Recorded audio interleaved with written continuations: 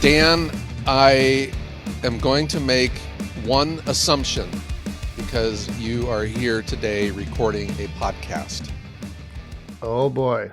And what is that? You did not win the Powerball.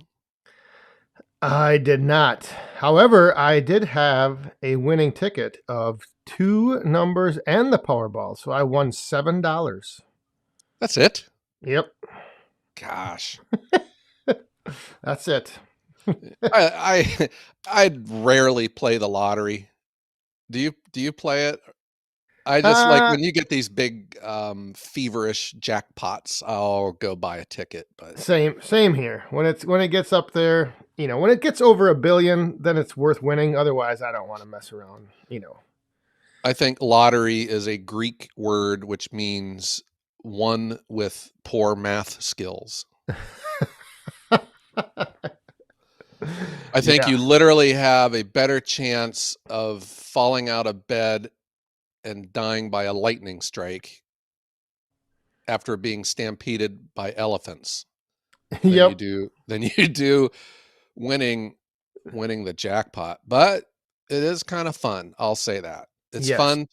It's fun to dream about what would I do if I actually won the lottery. Oh, I know. And you can't win unless you play.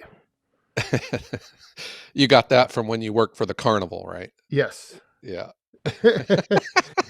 You'll never win unless you play. So, Uh-huh. yep. I remember where I used to work, they had a major work culture, a work ethic. I mean, these guys and gals, they just lived to work. I had people even say that. And we would on our drives or when we were at lunch, we would talk about, the lottery and stuff. And, hey, if you won the lottery, what would you do?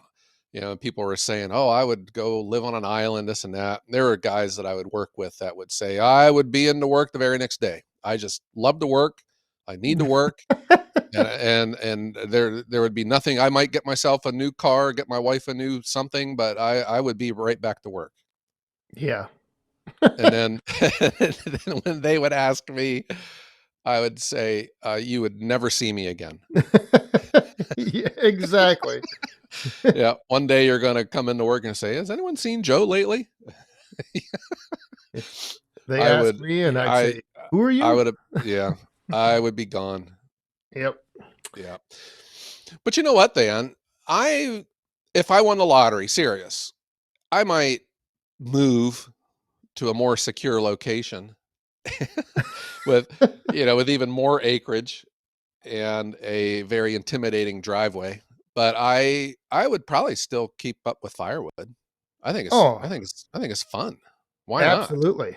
I would too. I would continue along what I'm doing. I would maybe add a few more like toys and equipment to the roster, but yeah, I mean, what else are you going to do? You can't just sit around and do nothing. Would you be the winner who would keep it a secret? As much as I could, yes. Hmm. I would. No one Yeah. would know. Yeah, I no one would know. I seriously say this. If I did win $1 billion, it wouldn't matter if it was a billion or a million. Is there really a difference? You would probably never know. It's just the way I am. I don't. We've always we don't live a Spartan lifestyle, but we're not materialistic, and buying stuff doesn't really bring me pleasure like some people. I don't know. Yeah. Same I would here. want to. I'd want a new truck. Oh, yes. And you dang near need to win the lottery to buy a new truck. Gosh. I think if anyone wants to buy a new truck, they should just go buy the premium oil change for their current truck. Exactly. Yeah, buy the premium oil change until that feeling goes away. Yep. Because, yeah, what people are spending on trucks these days is, oh my gosh. Yeah. I don't know. My one four-wheel drive, I've had it since 2016, I think. Maybe even longer than that. And I swear I could sell it now, for more than what I paid for it. Yeah. The way these prices are. Good Yeah, night. it's crazy. Mm-hmm. It is crazy. I did like I have a 2011, and that was my, I stepped up from a 99. So like everything inside, it's got all these fancy bells and whistles, and I always think that this is really nice. But then when I came to the Paul Bunyan show and I rented the vehicle that had like the big touch screen in the middle of the console and all Yeah. this stuff going on, I was like, this is just fascinating. So Mm-hmm. there is that lure to like, oh yeah, it'd be nice to buy a brand new car or a truck, but I always get frustrated with people that like rag on the new cars and trucks. They're like, oh, they don't make them like they used to, and I'm thinking, thank God. I had a for the longest time I had a mint condition 1977 F-150, and it was always my intention I was going to put a modern interior in it, and this and that. And man, then when I got my newer truck, I was thinking, what the heck was I thinking of? There's no sound deadening.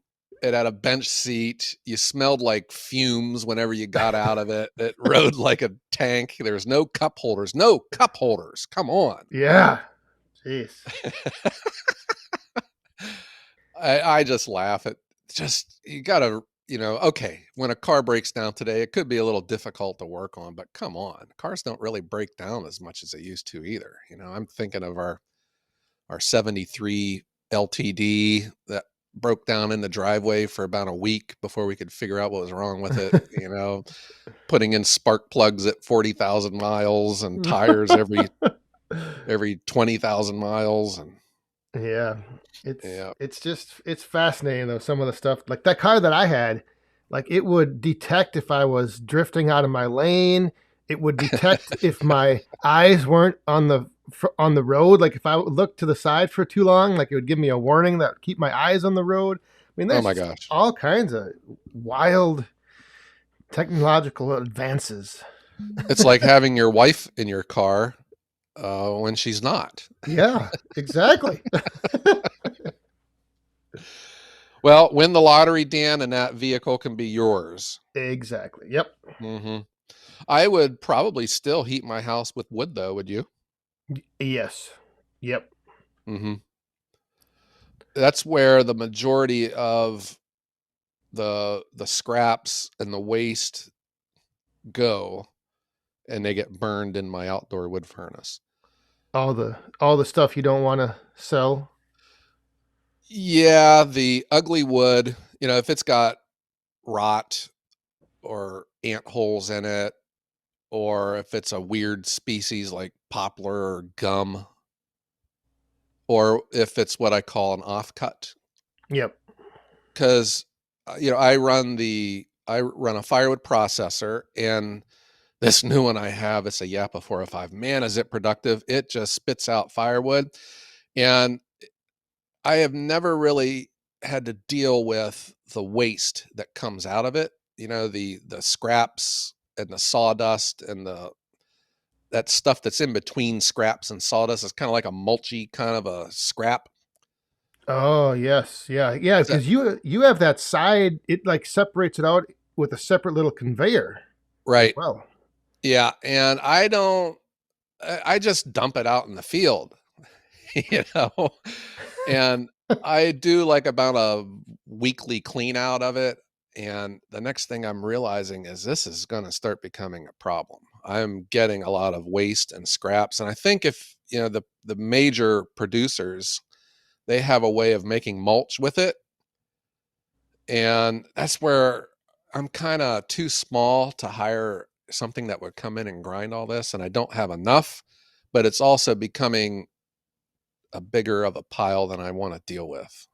Oh. So I'm kind of in a, and it's too much of a pain it would be to take it over to the furnace and shovel it in because it would probably roar the black smoke, and then you would be out there all day because that stuff would burn up real quick. But and Yep. I also don't want to light it on fire too, Dan, because this is all hay field out through here, and you get a windy night and stuff, and you can light the field on fire. Yeah. But So you don't. So if you're just spreading it out, you're finding that even like in your low lying areas or just in areas you want to kind of not have any grass growing, it's still accumulating at a pace that you can't keep up with it?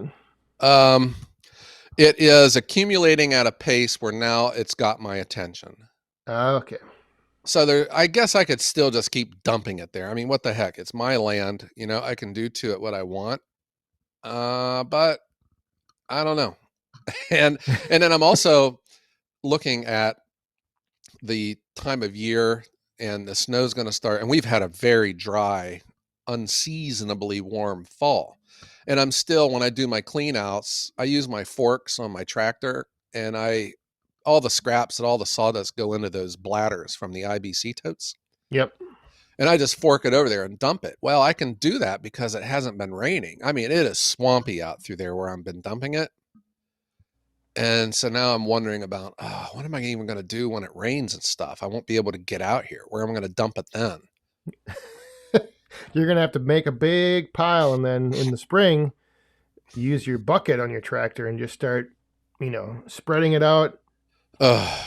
moving it around. That's kind of what I do. Is I take a lot of my scraps from my splitter, which are like you said, they're kind of like the in between.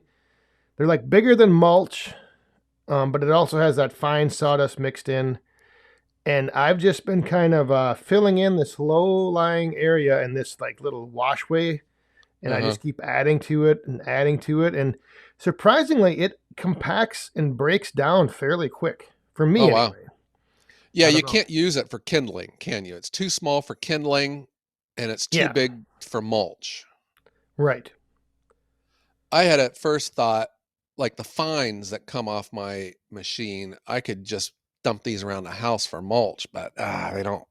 They're weird looking, Yeah, unpleasant to the eye, and they're too small to burn in my furnace, but they're too big for mulch, and so I just dump them in the yard. And I don't know. There's so I get people recommend to me on my channel. They'll say, Joe, you need to do something with all these fines. And I agree, but I'm sole proprietor, and there's just so much that I can do, or I guess that I want to do. And yeah. I think I'll probably just let it lay around until it becomes a problem, then I have to address it. That's what I get. I get the comment a lot too, where because some of my like shaft or splits coming off are like fairly decent sized pieces. Maybe not perfect kindling, but everyone will always say you need to pick up all those all that slash and bag it up for kindling and sell it. And I'm like, yeah, I would spend hours digging through that to get a couple bags that may or may not even sell, and then what? I got $5. I I spent totally agree. I spend 2 hours sifting through and picking up pieces, and then it's just not worth it to spend the time and effort. I just rake it up, put it in the bucket, and dump it in the ditch. I'm glad that you said that. That is precisely my situation. So, if I'm assuming that our listeners, and if they haven't checked out my channel or your channel, I am Ohio Woodburner on YouTube, and Dan is Back 40 Firewood on YouTube. And my new firewood processor has a patented splitting system called the Perfect Split, and it is dynamite. I have two separate cleaners on my processor, and quite honestly, because we don't split and sell, we don't split right into the trailer and go dump it in someone's driveway. Everything we make is stacked. So in theory, I don't even need a cleaner, but this new machine comes with a cleaner that separates the fines. And then Yappa and Metza machines gave me that cleaner to demonstrate how it works on my channel. So that's not mine. I keep waiting for them to come take it one day. I don't technically even need that, but it leaves me with two separate piles, the fines and kindling size. And in theory, Dan, it sounds like a great idea. Wow, there's all this money laying on the ground here. And I actually did it once. I went through and dug out like all the neat stuff that would look good for kindling, but that lasted about 10 minutes. thing. Right. I would pay someone, if I could sell a bag of kindling for $10, I would pay someone $10 for me not to have to do this. Well, and I mean, and I understand where like people look at that and they, no one likes to waste something, I but agree. there's also then that trade off of how much time do you spend, how much effort do you put in, and in my case, where like I'm filling in an area and kind of just I'm letting it return to the forest Listen as to you. it decomposes, it breaks down, and so for me, yeah, it's not worth digging through and trying to find kindling, and then you have to package it up, and then is it even going to sell? Like, is anyone even going to buy it? I don't know. It, I'm here to tell you that kindling does sell, and it's a great add-on sale. It's like when you go to McDonald's and buy a Big Mac, the counter person always says, "Will you like fries with that?" yep. So the retail principle is you have someone in front of you willing to spend money, so you try to add on to their ticket. So kindling, yes, but there's different ways to produce kindling. And for me, digging through a mound of scraps is not one of them. No, no. But man, Dan, it would be easier for me just to put this all into a pile and light it on fire. And I have people that make firewood for me. And every producer that I know has a burn pile, where they throw their, um, Yep. like they throw their scraps, or if a log has ants, they throw it in there. But I just know my area, we sit high up on this ridge, and the way the wind blows and stuff, I'm telling you, I would start a forest fire out here. Yeah. Have you ever thought about a burn barrel, like where you could just have a little barrel like back there where you're working to kind of keep you warm in the winter, toss in a shovelful here and there? I I have thought of that. I This will be my first winter back in my back 40, which I came up with that word. I love it. I think it works great. And I don't know. I just the thought of fire back there bothers me. And my road is a wooden corduroy road, those oaken mats, and there's just a lot of there's if it's there's a just lot of always stuff that will windy up burn. here, and that's why it's just fire. I worry about fire in the summertime. When it does dry out, I always complain about how wet our ground is, but where I work and stuff is high. Yep. I don't no smoking. If anyone came back with a cigarette, I'd go crazy because it's a tinderbox. Yeah. And I'd hate to see my beautiful big red machine go up in flames. Yeah, that would not be good. I would have to win the lottery then. Yeah.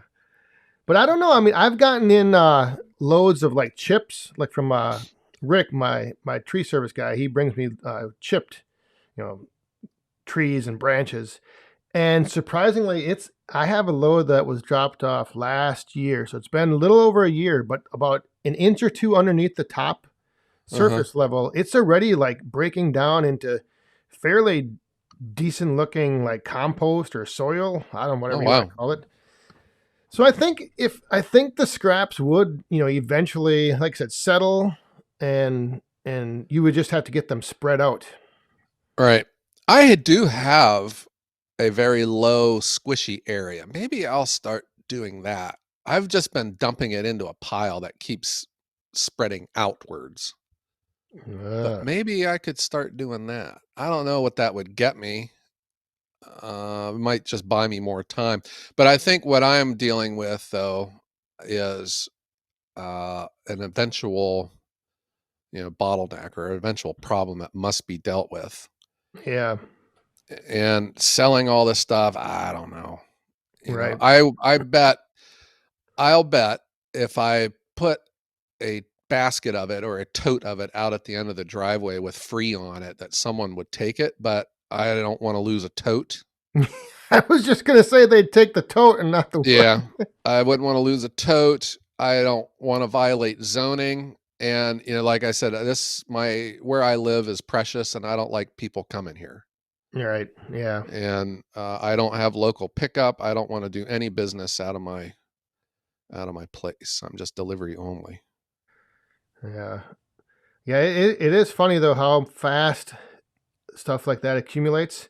Yeah. Where I used to split in a certain area last year, anytime like bark would fall off of a round that I was splitting, I would just with my left hand grab it and I'd always throw it in one general direction. And over time, like you say, all of a sudden I had this big mound of worthless bark just laying around. And so I had that. What I did is I just grabbed the loader bucket, loaded some of it up. The bigger pieces I did actually take to our fire pit one night and just had a bark burn, a burn bark. And but yeah, stuff just you don't think of it, but those little things just add up. And then you get to the point where you're like, oh, now what? What do I do now? Jeez. I had recently the worst load of logs ever delivered to my land ever. Um, they were not brought by Jesse, log hauler Jesse. So he's innocent here. But I bought them. The only benefit is it was a big load. I did get a big yield out of it, but the logs were just garbage. They were covered in mud, and it Mm. was about 40 to 50% poplar and this mystery wood, which I figured out was gum.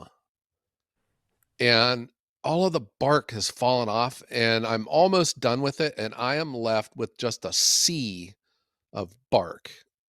And it's just there's nothing I want these logs just to disappear because every time I look at them, I get mad.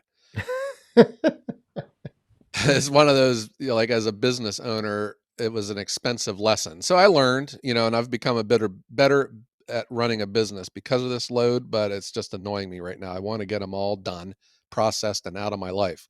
But what I'm left with is just a big pile of bark. And I'm thinking, what the heck? This is just going to make my pile even bigger. Yeah. Hmm. And that stuff you can't spread out like kind of as a mulch if you're walking around because those things will trip you every time you try to That walk over them.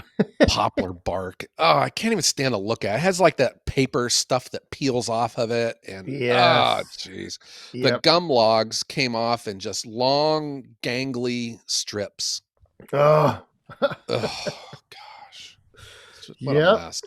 And it's taken me through. I went through 3 chains Ooh. because I was like brushing off all the dirt and stuff, and then I was like, the heck with it. And man, it does. Like I could go about 5 to 6 cords on one chain because you're cutting under ideal conditions on a processor. Yeah. But man, when you cut through mud and oh gosh,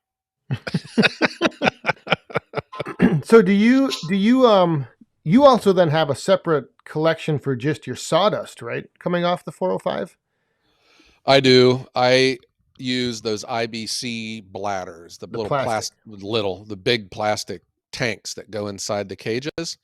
So I cut the top off so that it sits right underneath the exhaust port where the chips come flying out. And it works great, man. I mean, it just shoots it right into that container. And then in the evenings, I put the lid back on it, keep the rain out of it, so it doesn't Ah. get real heavy. And my niece and nephew have chickens, and he'll take one home, and that's about it, though. I just give it to him. I understand that there's people that will buy it off of me. Um, And that's where, I get into this whole thing here. I would want to fork it into the back of my truck and take it over to them because I would not want them to come here. And, is it more, what am I going to get, Yeah. for a container, like $20 or something? That's not worth my time. I Right. don't, I mean, if anyone say, hey, Joe, here's $20, I'll say, okay. But, I don't, I'm not going to like, take that much effort. I don't know, but maybe Dan, this is my internal struggle, but at least it's out of my life and it's being put to use. Yeah. But you know, I want everyone in this world to hold hands and sing kumbaya. But at the end of the day, I got to take care of myself first, and let someone else can save the world. I don't know. Is that coming off wrong? No, I don't think I so. don't know. It's just too easy to dump it on the ground and then just start all over again. Right. I You think know? I think things like sawdust and the scrap, mulchy type of material. I think it's a lot easier to find uses for it if you are like a big producer. Like if you have a large operation and you're getting like one of those tote bladders full of sawdust a day or two a day, Yeah. so at the end of the week you Right. can ship it all to a, maybe like a factory that packs wood pellets or sells it for like animal bedding, or then it's Yeah. easy. But when you're dealing with, like for me, I get a little mound of sawdust from the 315 every time I run it, but I just kick it with my foot and it spreads it out.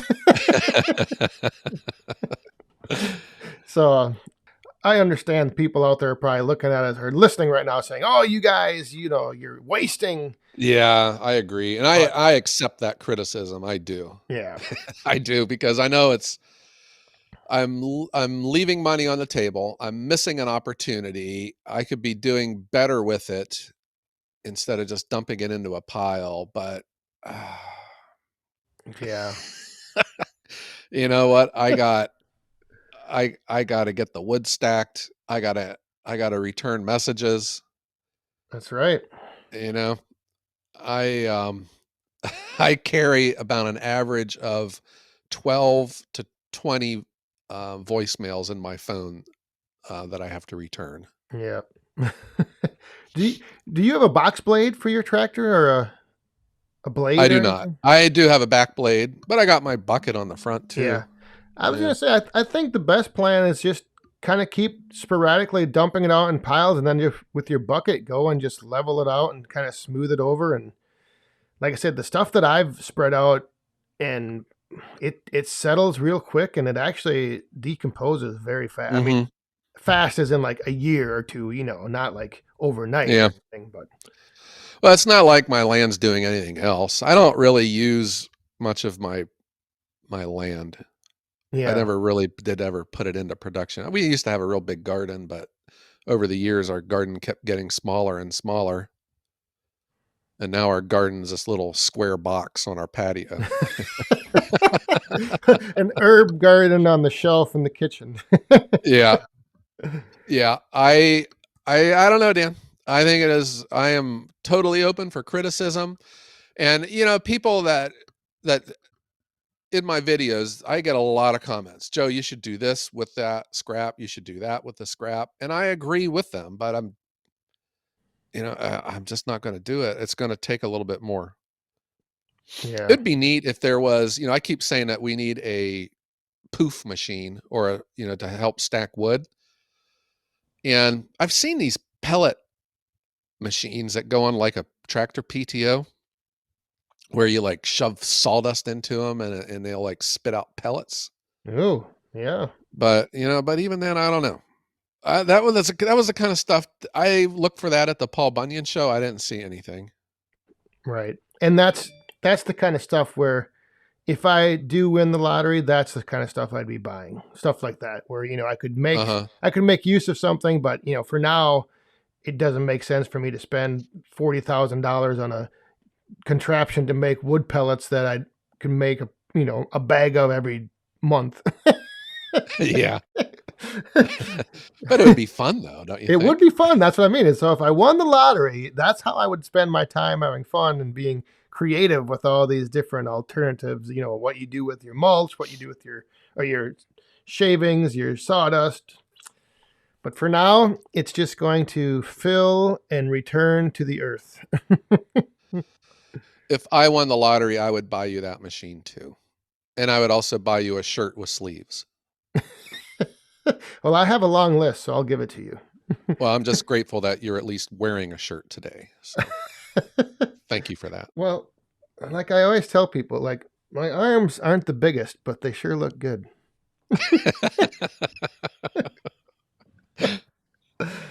So I Must be gotta the lighting. gotta show them off. But I think this was a good little conversation, and I think maybe people, if they have any suggestions or like ideas what they do with their scraps, they should let us know. They can email us at thewoodhounds@gmail.com, because I'm always open for ideas and I love hearing, different approaches to handling stuff like this. And I think it just sparks conversation and sparks the mind to keep thinking. I'm So gonna make a prediction, though. I'm gonna predict that 99.9% of all the woodhounds out there do exactly what we do. They just dump it on the ground.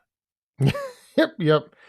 Push it aside, make a little like I've used it for like weed control. Like I pack it nice and thick and weeds don't grow where I put it. And so, there's another idea, Joe. You wouldn't have to mow back there in your field. You could just have, a 18-inch thick layer of mulch. Yeah, that would be great, wouldn't it? No Yeah. mowing. Mowing is a waste of time, in my opinion. We can put robots on Mars, but we can't invent a grass that doesn't grow.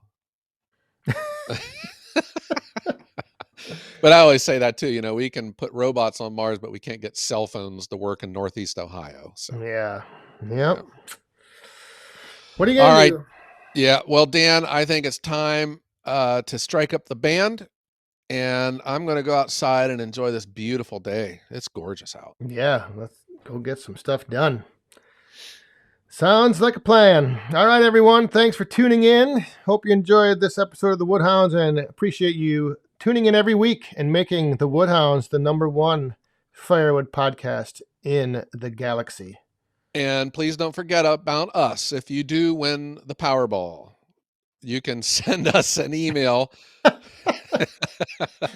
asking for payment instructions to thewoodhounds@gmail.com. Is that right? Yes, yes. And we'll keep your name and info confidential, so you don't have to worry.